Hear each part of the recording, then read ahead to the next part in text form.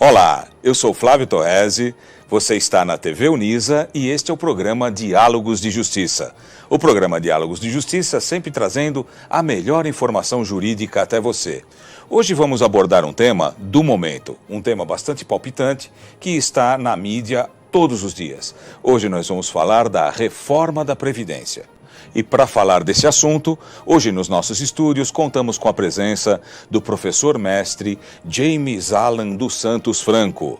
Professor James Alan dos Santos Franco, ele é graduado pela Universidade de Mogi das Cruzes, é mestre pela Pontifícia Universidade Católica de São Paulo, é professor da Universidade Santo Amaro, titular das matérias Direito Civil e Direito Previdenciário.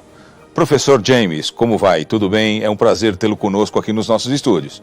Tudo bem, Torresi. Para mim é uma honra também poder estar aqui contribuindo e elucidando aí para a população brasileira um pouquinho dessa mudança, desse nível de mudança tão duro, tão drástico, para uns tão necessário, para outros não, mas enfim, né, o embate está posto.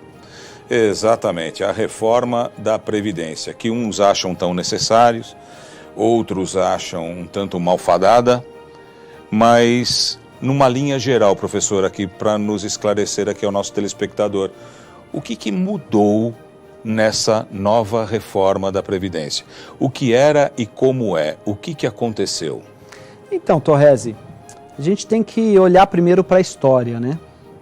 A Previdência no Brasil, a Previdência pública, né? A Previdência do trabalhador, o regime geral de previdência social, o INSS, lá dos idos de 1900, 1888, 1900, 1930, e aí a industrialização brasileira, ela é cada vez mais crescente. O trabalhador, ele passa a cada vez, de uma maneira gradual, contribuir, não só o trabalhador como o grande empresário, o pequeno empresário, enfim, o empresário em geral.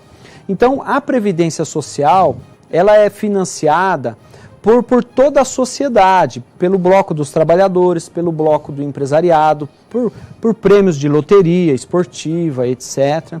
E pelo próprio governo. O governo também contribui com a sua parte na Previdência. Então, a gente chama isso de plural, né? São várias fontes arrecadadoras. Então, é muito complicado a gente falar em déficit, primeiramente. Mas os números estão aí, a gente não tem propriamente condições de afirmar um déficit, mas a gente sabe que o Brasil já passa aí dos 210 milhões de habitantes, a base populacional idosa vem aumentando, né, segundo a estatística aí atual nossa, é visível isso, e o conjunto de aposentados mesmo vem cada vez se massificando. Em contraposição a isso, a gente tem um cenário de um não crescimento, de uma estagnação econômica, né? A força produtiva acaba ficando estagnada no Brasil, postos de trabalho retrocedendo, fechando, indústrias fechando. Então o cenário é bastante complicado. E aí as mudanças sobram para quem? Sobra para todo mundo, na verdade, né?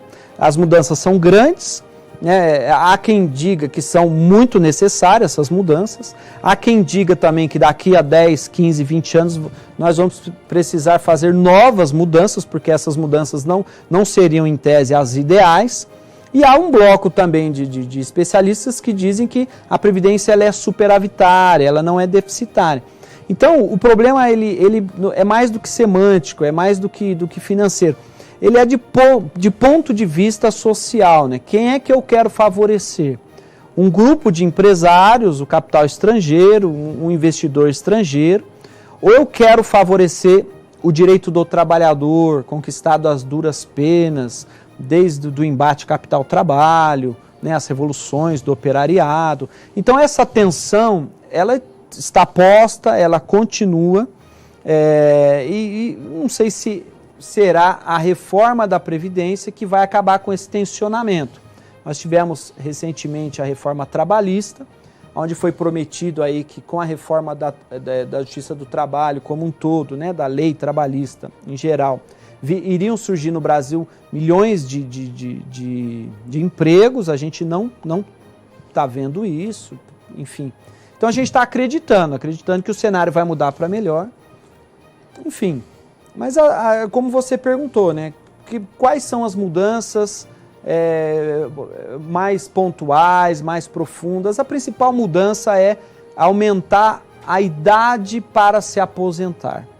Hoje nós temos a aposentadoria por tempo de contribuição, onde o trabalhador, seja ele homem ou mulher, na iniciativa privada, no regime geral, entenda-se regime geral por INSS, não do serviço público, mas no regime geral, no INSS, hoje o trabalhador ele pode se aposentar com qualquer idade, homem ou mulher, desde que o homem tenha 35 anos de tempo de contribuição e a mulher 30 anos. É claro que se ele se aposenta muito novo, impera-se o fator previdenciário, que vai fazer o achatamento do valor do benefício dele. Então essa mudança já existe, né? Agora, a nova sistemática é suprimir a aposentadoria por tempo de contribuição e colocar todo mundo na idade mínima, chamada idade mínima, 62 anos mulher e 65 anos homem. Esquece, então, o tempo de contribuição ou tem um tempo de contribuição mínimo também? A ideia é essa. Sempre tem um tempo de contribuição mínimo, né? A regra nova. Hoje a regra é mínimo de 15 anos de contribuição, tanto para homem quanto para mulher. Então, se uma mulher chega aos 60 anos de idade e um homem aos 65, ela poderá se aposentar hoje, pela regra atual, ela pode se aposentar por idade, desde que ela também tenha 15 anos, 180 contribuições, que equivale a 15 anos. 180 contribuições, tanto homem quanto mulher. É claro que se ela estiver nessa realidade, ela vai cair no salário mínimo. Ela não vai conseguir um valor maior. Para ela ter um valor maior de benefício, ela tem que contribuir muito mais tempo, 20 anos, 30 anos, com um valor também muito maior, para ela chegar na idade e receber um salário de contribuição aí maior, né? Um salário de benefício, melhor dizendo, mais elevado. James, me diga uma coisa, quando se fala de previdência social, eu estou falando conjuntamente de assistência social e saúde ou não? Essa reforma ela é tão somente para a previdência social? Olha só que interessante. Nós falamos lá no artigo 193, 194, em seguinte 195 ali da Constituição Federal, nós falamos em Seguridade Social. A Seguridade Social é um conjunto de ações articulados entre saúde, ou seja, o SUS, quando a gente diz saúde, a gente quer dizer SUS, Sistema Único de Saúde. O camarada sofre um acidente, ele é socorrido para um hospital mais próximo, liga-se para o SAMU, né, se remove o paciente, enfim, SUS.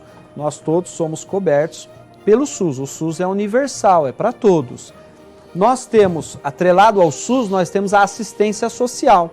A assistência social é para aquele que necessita, aquela pessoa muito pobre, muito carente, aquela pessoa o hipossuficiente, o miserável mesmo, que ele não tem condições de subsistência. Seja por uma condição de saúde, ele pode ser inválido, ele pode ser um deficiente de qualquer natureza. Ou o idoso. O idoso também ele pode não ter benefício nenhum e ele chegar numa idade avançada da vida em que ele vai precisar da ajuda do Estado. Ou seja, ele ajudou o Estado a vida toda, trabalhando, fazendo bicos, etc. Mas ele não tem os requisitos necessários para se aposentar. Se aposentadoria por idade, aposentadoria por invalidez. Então ele vai fazer jus à assistência social. Esse idoso ou esse deficiente, ele pode receber até um salário mínimo, que é o benefício de prestação continuada pela assistência social. A assistência à saúde integram a Seguridade e a Previdência Social. A Previdência Social anda de mãos dadas com a saúde e com a assistência. Exatamente. É o tripé da Seguridade Social. Então, mas na saúde e na assistência nós não temos mudanças, pelo menos por enquanto. Por hora, as mudanças são gradativas, elas têm sido empregadas sempre no Brasil, tanto na saúde quanto na assistência e agora mais pontualmente na Previdência. Mas houve uma mudança substancial, ou está se discutindo, né, nessa nova reforma da Previdência, uma mudança grande do ponto de vista do benefício de prestação continuada aos idosos.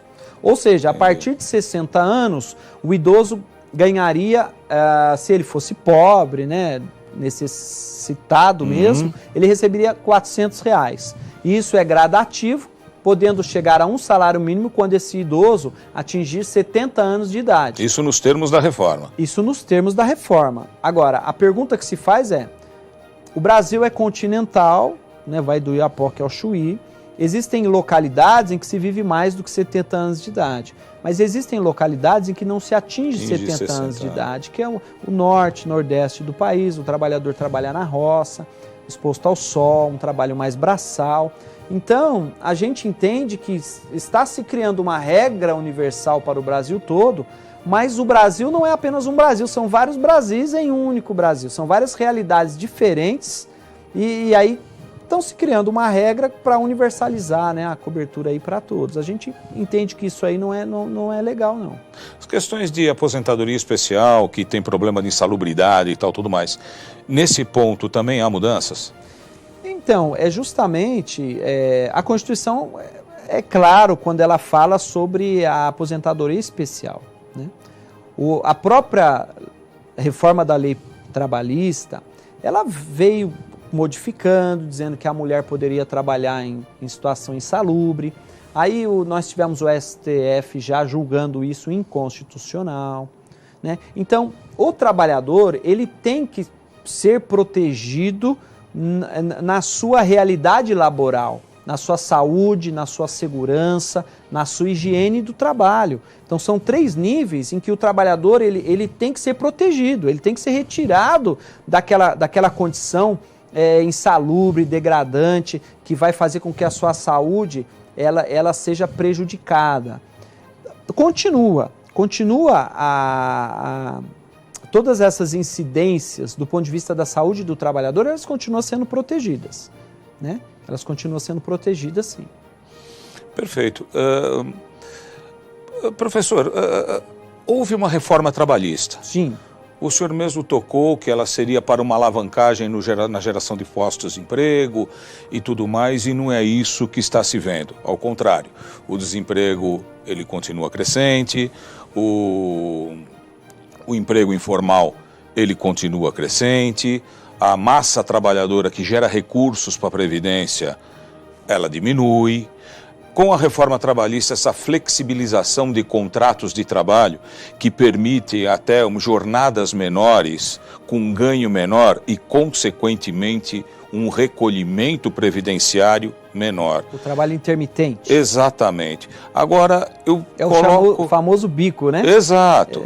Eu coloco a pergunta para o senhor. A reforma trabalhista e a reforma da Previdência, elas dialogam ou elas se combatem? Olha, é uma pergunta interessante, Tem uma frase famosa no Brasil, não sei nem o autor, né, que diz que o Brasil não é para amadores, né?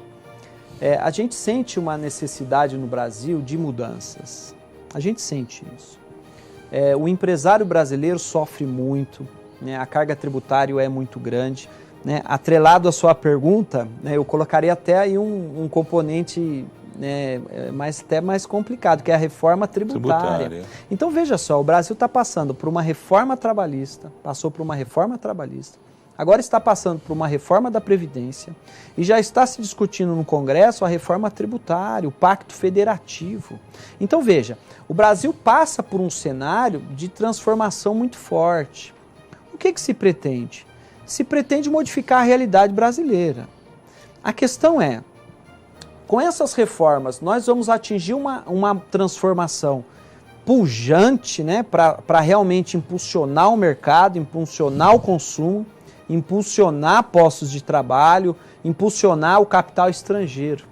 Estima-se que no mundo hoje tem 1,3 trilhão, olha só que interessante, 1,3 trilhão de dinheiro nas mãos dos investidores, esperando os países se ajustarem.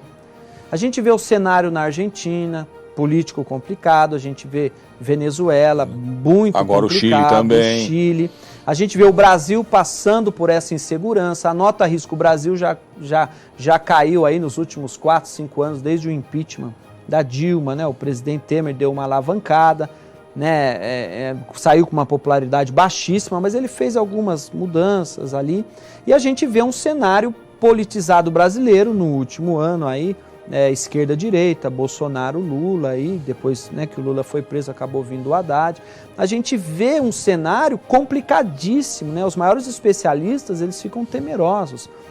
Em troca disso, a gente vê lá o dólar, né? Qualquer mudança política no cenário nacional, isso atinge o dólar, né? As commodities brasileiras, né? Todo esse cenário aí geopolítico. Então, o Brasil realmente não é para principiantes, Torresi. É uma pergunta profunda a sua, muito né? menos para amadores. Para amadores. Se dialoga ou não as reformas trabalhistas, as reformas previdenciárias. A ideia é arrumar a casa, né? Fazer com que esse capital estrangeiro possa vir, possa ser investido no Brasil, possa alavancar a indústria, alavancar o serviço, né? A gente sabe que a indústria no mundo, ela vem nos últimos 30 anos aí sofrendo um impacto grande, né? A automatização, né? A inteligência artificial vem cada vez mais tirando postos de trabalho. Em troca disso, o trabalhador sofreu uma precarização muito grande. O trabalhador ele está sofrendo aquilo que a gente chama, né, nas ciências sociais de uberização. Hoje você uberizou as relações trabalhistas, né, os entregadores em geral, o transporte em geral, né, o trabalho intermitente. Então hoje o cenário ele é modificado. Em contraposição, para que isso seja validado na cabeça dos jovens, né, na mentalidade daquele que está vindo para o mercado de trabalho, fala-se muito no empreendedorismo, né? Vende-se a ideia de empreendedorismo, que o jovem tem que ser empreendedor, tem que buscar abrir a sua empresa, enfim. Tudo isso é o cenário, a parte do cenário até mundial, né? Agora, a gente sabe que há um rastro de desajustados, há um rastro de pobreza. O capitalismo, por um lado, né, isso tem até um nome que é a questão social. A questão social é justamente a questão dúplice do capitalismo. O capitalismo, por um lado, traz a pujança econômica, a inovação, as grandes ilhas de excelência no mundo, mas, por outro lado, cria um rastro de desajustados, um rastro de pobreza, um rastro de pessoas que não conseguem beber dessa fonte. Imagino. Então, o cenário é complicado, não é só brasileiro. A gente olha para a Europa também, vê alguma ponta de crise. A gente olha para os Estados Unidos, o cenário sempre está polarizado, agora com o presidente, né, o Trump. Enfim, o futuro a Deus pertence, né? Mas a gente está lutando, está trabalhando. Mas na sua visão de previdenciarista, professor, profundo conhecedor da matéria, que já atua, milita como advogado, inclusive também na área, eu queria aqui um parecer bem particular do senhor como conhecedor do setor. Se a economia tivesse adequadamente ajustada, se os postos de trabalho tivessem sido produzidos, enfim, gerados postos de trabalho, essa reforma seria necessária? Não seria necessária, porque os cofres públicos estariam abarrotados de dinheiro através da contribuição, todas elas, através dos impostos, né? A gente sabe que a contribuição brasileira é muito grande, é um país continental, aí, como eu disse no início, né? Mais de 210 milhões de consumidores, né? Consumindo, comprando, vendendo, comprando, vendendo.